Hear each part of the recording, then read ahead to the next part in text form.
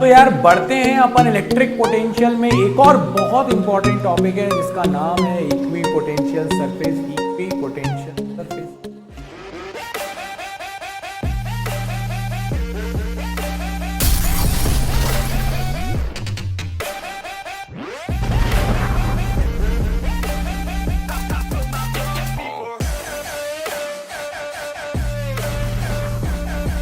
तो यार equi potential surface के टॉपिक को अपन पढ़ने जा रहे हैं। ये बहुत सिंपल टॉपिक बना देंगे अब अपन, क्योंकि इसके नाम में ही इसकी डेफिनेशन छुपी हुई है। अगर तुमने उसको सही तरह से पकड़ लिया तो इक्वी का मतलब हो जाएगा इक्वल। ठीक है बाबा जी, समझ में आ गया। पोटेंशियल तो अपने आप में बता रहा है, तो पोटेंशियल। और सरफेस कब बनती है? जब अपन बहुत सारे ऐसे पॉइंट्स को ज्वाइन कर दें, यानी कि किसी भी चार्ज के या सिस्टम ऑफ चार्ज, बहुत सारे चार्ज भी हो सकते हैं, उनके चारों तरफ के वो पॉइंट्स जिन पर पोटेंशियल सेम था, उन सारे पॉइंट्स को ज्वाइन कर दो, जो सरफेस बनेगी वो सरफेस कहलाएगी इक्वी पोटेंशियल सरफेस।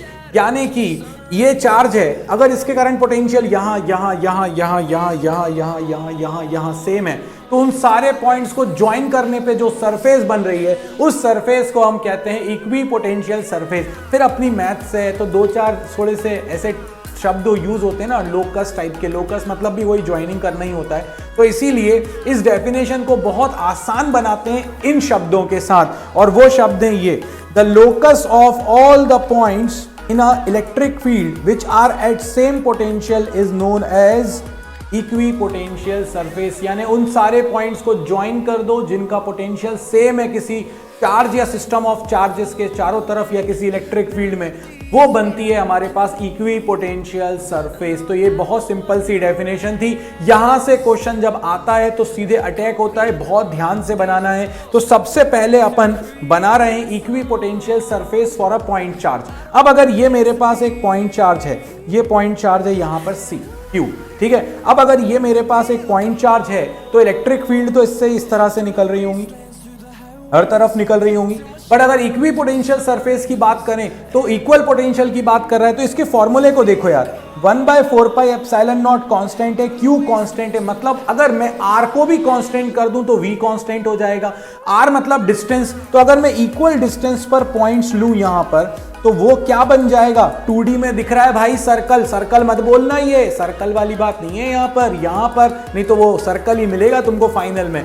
तो यहां पर ये बनेगा 3D में एक स्फीयर। तो यानी कि पॉइंट चार्ज के लिए फॉर्मूले से भी हमने देख लिया कि इक्वी पोटेंशियल सरफेस क्या बनने वाली है। इक्वी पोटेंशियल सरफेस बनने वाली है एक स्फीयर। और ये एक पोटेंशियल के लिए, जैसे सपोज करो ये हो गया 10 वोल्ट के लिए, तो अगर मैं अलग पोटेंशियल के लिए इक्वी पोटेंशियल सरफेस बनाऊं 9 वोल्ट के लिए, जैसे जैसे अपन आगे जाएंगे वैसे वैसे पोटेंशियल कम होता जाएगा। चार्ज से दूर जा रहे हो, फील्ड की डायरेक्शन में इलेक्ट्रिक पोटेंशियल कम होता चला जाता है। तो इसका मतलब है कि 9 वोल्ट के लिए अलग बनेगी, 8 वोल्ट के लिए एक अलग बनेगी, 7 वोल्ट के लिए एक अलग बनेगी। मतलब जिस भी पोटेंशियल के लिए आप बात करो तो एक अलग इक्वी पोटेंशियल सरफेस बनेगी। जरूरी नहीं है एक बने, जरूरी नहीं है दो बने, जिस पोटेंशियल के लिए बनाओगे उतनी इक्वी पोटेंशियल सरफेस आपकी बनती चली जाएंगी। तो ये अपन को क्लियर हो गया। पॉइंट चार्ज के लिए इक्वी पोटेंशियल सरफेस होती है स्फेरिकल।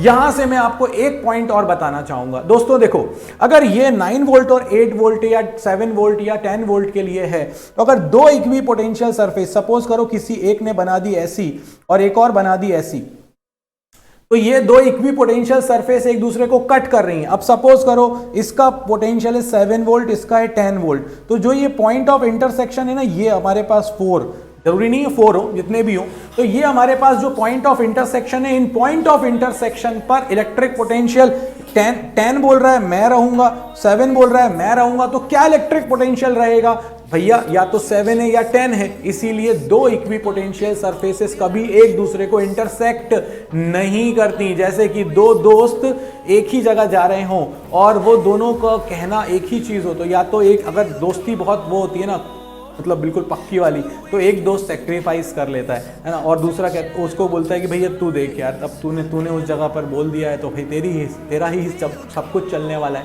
तो वैसे ही यहाँ पर है, दो इक्विपोटेंशियल सरफेसेस बिल्कुल बेस्ट फ्रेंड की तरह है, ये इंटरसेक्ट करेंगी जिस पॉइंट पर, तो वहां पर दोनों में कॉन्फ्लिक्ट आएगा, और अच्छे दोस्तों में तो कॉन्फ्लिक्ट हो नहीं सकता, दो पोटेंशियल एक जगह पर एग्जिस्ट कर नहीं सकते, इसीलिए दो इक्विपोटेंशियल सरफेसेस कभी एक दूसरे को इंटरसेक्ट नहीं करती हैं। इसके बाद हमारे पास एक और प्रॉपर्टी यहां से निकल कर आती है कि इलेक्ट्रिक फील्ड, देखो यहां पर आप अगर इलेक्ट्रिक फील्ड को देखें तो आपकी जो इलेक्ट्रिक फील्ड है वो यहां पर सरफेस से 90 डिग्री बना रही है, इक्विपोटेंशियल सरफेस से 90 डिग्री बना रही है।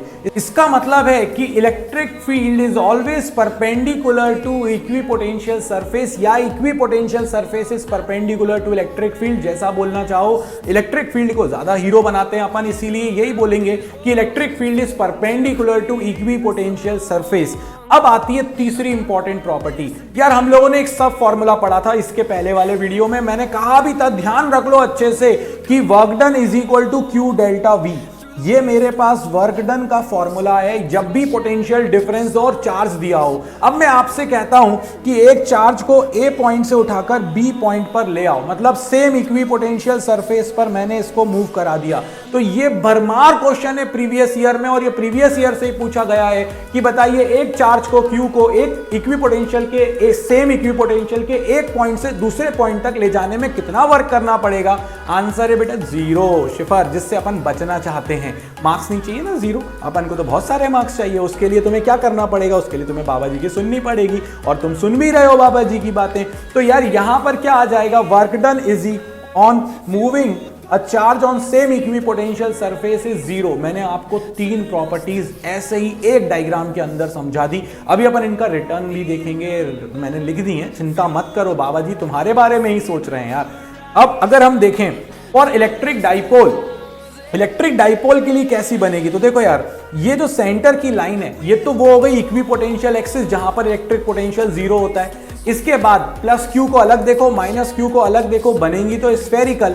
मगर ये तुम्हें थोड़ा सा दिमाग में अच्छे से रखना है कि क्या रखना है कि यार जब अपन डाइपोल की बात करें तो सेंटर में ये थोड़ा सा पास में है, और दूर साइड पर ये जो है ये थोड़ा दूर हो गई। क्यों हो गई ऐसा, उसका रीजन बताता हूं। यार एक चीज बताओ, जहां पर इलेक्ट्रिक फील्ड हाई होगी वहां पर इलेक्ट्रिक पोटेंशियल भी अपने पास ज्यादा जल्दी चेंज होगा। मतलब इक्विपोटेंशियल सरफेसेस पास होती हैं जहां इलेक्ट्रिक फील्ड हाई हो। अब अगर आप अंदर आ जाओ एक डाइपोल के, ये आपके पास प्लस क्यू है, ये आपके पास माइनस क्यू है, तो अंदर किसी भी पॉइंट पर जब इलेक्ट्रिक फील्ड देखोगे तो प्लस वाला रिपेल करेगा, नेगेटिव वाला अट्रैक्ट करेगा, यानी कि इलेक्ट्रिक फील्ड की वैल्यू हाई रहेगी। जहां पर भी इलेक्ट्रिक फील्ड की वैल्यू हाई रहती है वहां पर इक्विपोटेंशियल सरफेसेस पास होती हैं। तो तुम गौर से देखो, ये इक्विपोटेंशियल सरफेसेस अंदर हो गई हैं पास और बाहर हो गई हैं ये थोड़ी सी दूर, क्योंकि अंदर इलेक्ट्रिक फील्ड ज्यादा स्ट्रांग है एज कंपेयर टू आउटसाइड।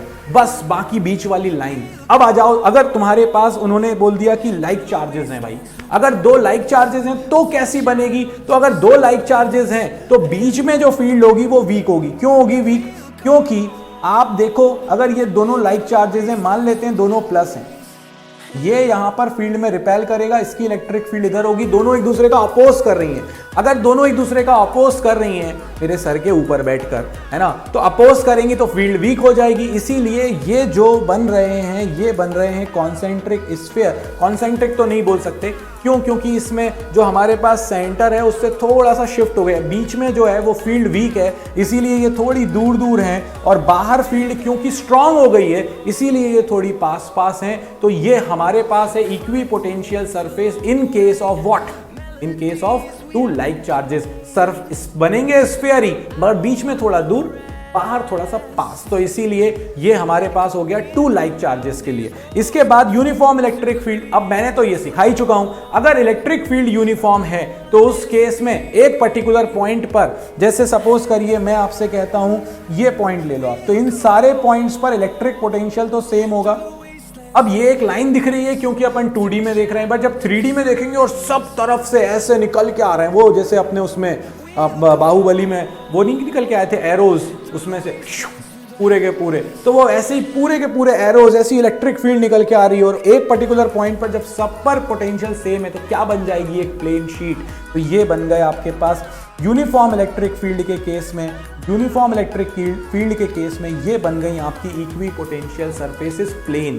तो प्लेन इक्वी पोटेंशियल सरफेसेस मतलब क्या है, प्लेन इक्वी पोटेंशियल सरफेसेस का मतलब है कि भैया जो फील्ड है ना वो यूनिफॉर्म है, एक डायरेक्शन में भाग रही है, इक्वल डिस्टेंस पर है। तो ये तो हो गई अपने पास इक्वी पोटेंशियल सरफेसेस के प्रीवियस ईयर के सारे questions.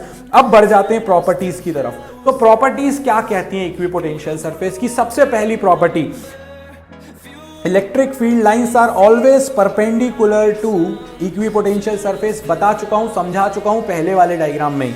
Equipotential surfaces never intersect each other because at the point of intersection two different value of electric potential will coexist which is not possible. ये दोस्ती हम नहीं तोड़ेंगे।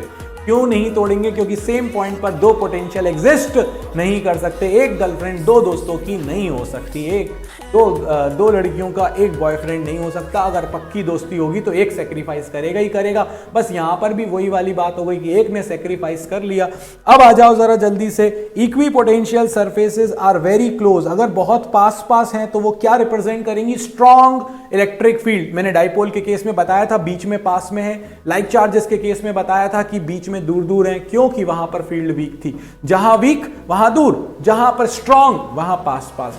तो दोस्त बहुत स्ट्रांग हैं, बहुत अच्छा बॉन्डिंग है उनके बीच में, हमेशा पास रहेंगे। जिनके बीच में बॉन्डिंग स्ट्रांग नहीं है, थोड़े टाइम के बाद उनके बीच डिस्टेंस बढ़ती चली जाएगी। बहुत बेहतरीन एग्जाम्पल है, दिमाग में बैठ जाएगा। इसके बाद last, work done on moving a charge on same equipotential surface will be zero. ये थी फोर्थ प्रॉपर्टी। इसके बारे में मैं तुम्हें थोड़ी सी एक्सप्लेनेशन पहले भी दे चुका हूं कि अगर मैं ए पॉइंट से बी पॉइंट पर आऊंगा तो मेरा वर्क डन होगा Q डेल्टा V, क्योंकि VA और VB दोनों सेम है, सेम पोटेंशियल सरफेस पर चल रहे हो तो आपका वर्क डन हो जाएगा जीरो। तो भाई जीरो ये सीखो ताकि एग्जाम में आपको जीरो ना मिले। इक्विपोटेंशियल सरफेसेस में इतना ही। लाइक शेयर सब्सक्राइब करते रहना। नीचे कमेंट में अपनी सारी बातें, अपनी सारी जो भी डिमांड्स हैं उनको रखते रहना। आज नहीं तो कल बाबा जी उसको पूरा कर ही देंगे। इस वीडियो में बाबा जी की तरफ से इतना ही। जय हो।